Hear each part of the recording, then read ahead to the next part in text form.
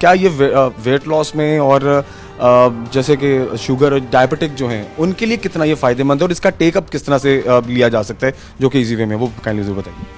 دیکھیے انسانی جسم جو ہے نا جب وہ بیماریوں سے لڑتا ہے نا تو اس کو ایک سپورٹ چاہیے ہوتی ہے، کیونکہ وہ خوراک کم کرنے کی کوشش کرتا ہے، واک ایکسرسائز کرنے کی کوشش کرتا ہے، ساتھ اس کو بیماریاں بھی حملہ آور ہے، تو اس کا ڈائٹیں ہماری سب کے سامنے، امیونٹی بھی کم ہوتی ہے، تو اس وقت اس کو کوئی سپورٹ چاہیے ہوتی ہے.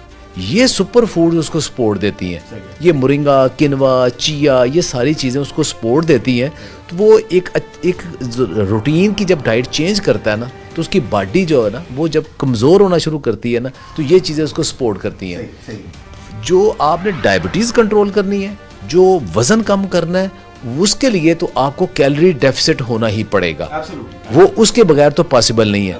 اس کے ساتھ جب آپ ان سپر فوڈ کا استعمال کرتے ہیں تو یہ آپ کو بہت ہیلپ کرتے ہیں. ٹھیک ہے. اچھا میں اس جانب بھی آنا چاہوں گا، لیکن اس سے پہلے کہ ہم بریک کی جانب جائیں شہزاد بھائی مجھے تھوڑا سا اس کے استعمال کا بھی بتا دیجیے کون کون سے لوگ اس کو استعمال کر سکتے ہیں. صرف ڈائبٹک کے لیے فائدہ مند ہے یا آپ اور میں ہم نارمل روٹین میں بھی استعمال کر سکتے ہیں؟ میں مورنگا کی بات کریں. کئی لوگ مجھے پوچھتے ہیں کہ مجھے کوئی بیماری تو میں مرنگا یوز کر لوں. میں نے کہا نہیں، پہلے بیماریاں ہونے دیں پھر کر لینا.